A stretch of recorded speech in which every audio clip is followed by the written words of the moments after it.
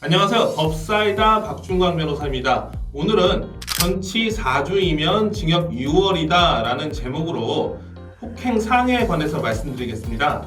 폭행 상해 정도에 따른 처벌과 이제 사건이 발생했을 때 사람들이 제일 많이 실수하는 부분, 특히 사진 찍는 거하고 이제 신고에 관한 부분을 말씀드릴 겁니다.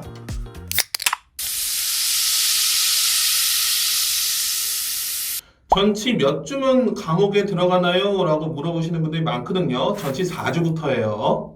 보통 징역 6월이 나오고요. 전치 4주면 대표적인 게 고일절, 고막파열이 있죠. 이 정도는 돼야 감옥에 들어가는 거죠. 그럼 전치 3주면 감옥에 들어가지 않나요? 라고 물어보시는 분들이 또 계세요. 전치 3주까지는요. 벌금형이거나 피해자와 합의를 하지 않아도 집행유예가 나오는 경우가 많습니다. 그런데 전치 3주인데 얼굴을 알아볼 수 없게 얻어맞은 경우가 있거든요. 이렇게 맞아서 얼굴에 탁구공 2개는 들어간 것처럼 팅팅 붓고 찢어진 경우에는 당연히 가해자는 감옥에 들어가게 됩니다. 단순히 진단서를 떼어왔다고 해서 상해가 인정되는 건 아니에요. 우리 스쳐도 전치 2주라는 말이 있죠. 전치 3주, 4주짜리 진단서는 떼왔는데 외관이 너무 멀쩡해. 멍 조금 든 게 다야. 그러면 이거는 진정한 전치 4주라고 인정받을 수가 없습니다. 형사, 검사, 판사는 바보가 아닙니다. 보면 알죠. 이게 진단서만 전치 4주인지 아니면 진정한 전치 4주인지. 그런데 흉기로 폭행을 하는 경우에는요. 실제로 다치지 않았어도 매우 위험하다고 판단되는 경우 감옥에 들어가는 때가 있습니다. 대표적인 경우가 물건을 집어 던지는 거죠. 술자리에서 말다툼을 하다가 소주잔을 집어 던졌어요. 맞지는 않았어요. 바로 옆에 벽에 부딪혀가지고 다 깨졌습니다. 전혀 다치지는 않았죠. 하지만 그 위험성이 인정돼서 징역 4개월 선고받고 감옥에 들어간 경우가 있습니다. 이렇게 말씀드리면 꼭 자기가 이제 상대방하고 말다툼을 하다가 열받아서 볼펜을 집어 던졌는데 이때에도 감옥에 들어가냐고 물어보시는 분들이 계세요. 아니죠. 다시 말씀드리지만 형사, 검사, 판사는 바보가 아닙니다. 실질적인 피해, 실질적인 위험이 있어야 감옥에 들어가는 거예요. 다쳤다는 증거를 제출할 때 사람들이 정말 실수를 많이 하거든요. 제일 많이 하는 실수가 다친 부위 사진만 찍는 겁니다. 이렇게 사진을 찍으면 이 팔뚝이 누구 팔뚝인지 어떻게 합니까? 저는 피해자가 이렇게 신체 일부만 찍은 사진을 상해 증거라고 제출하면 바로 이 사진은 피해자 사진이 아니다 라고 부인을 해버립니다. 요즘은 포토샵 기술이 아주 많이 발달해서요.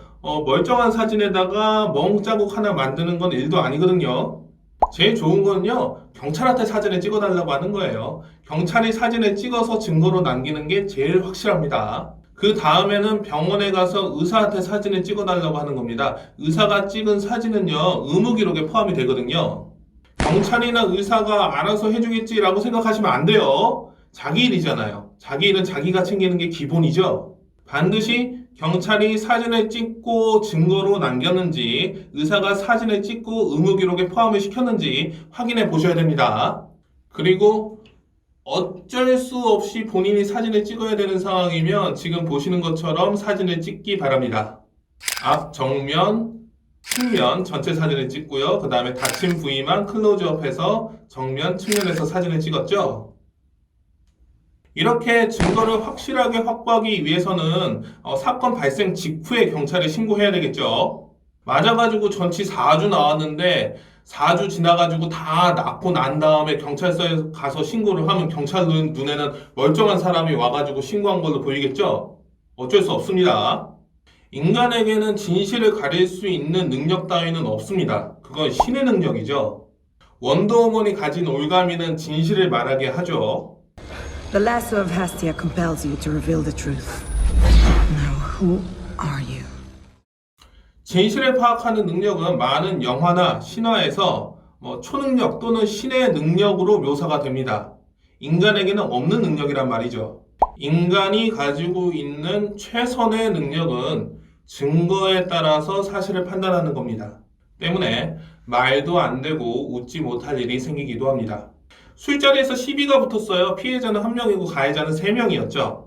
피해자는 가해자들에게 집단 폭행을 당하다가 나는 한 명만 팬다 라는 심정으로 한 사람을 잡아 쓰러뜨려서 그 사람을 때리기 시작합니다. 그러자 가해자 2명은 이 모습을 보고 동영상을 찍고요. 그리고 가해자들이 동영상을 찍는 틈을 타서 피해자는 도망을 칩니다. 가해자들은 피해자를 경찰에 신고합니다. 피해자는 가해자로 재판을 받았어요. 가해자들은 피해자가 가해자 한 명을 폭행하는 동영상을 증거로 제출하고 입을 맞췄습니다. 그리고 피해자는 징역 8월을 선고받고 감옥에 들어갔고요. 피해자는 키가 170도 안 되는 장애인이었어요. 한쪽 다리를 절고 있었죠. 그리고 가해자들은 키가 180에다가 등치도 꽤 있는 사람들이었습니다. 기가 막힌 일이죠. 매우 안타깝지만 이런 경우가 없을 수는 없어요. 우리는 인간이고 증거를 통해서 사실을 파악하는 능력만 있지 진실을 파악하는 능력은 없으니까요. 이런 일은 되도록 피했으면 좋겠습니다. 오늘은 전치 4주면 기본적으로 징역 6월이 나온다는 말씀을 드렸고요. 위험한 물건을 던지게 되면 상대방이 다치지 않아도 감옥에 들어갈 수 있다는 점, 폭행 상해 사건이 발생하면 곧바로 경찰에 신고해야 되는 것, 그리고 증거, 그러니까 사진은 경찰이 찍도록 하는 것이 가장 좋다는 점을 말씀드렸습니다. 오늘도 유익하셨습니까? 감사합니다. 법사이다 박준광 변호사였습니다.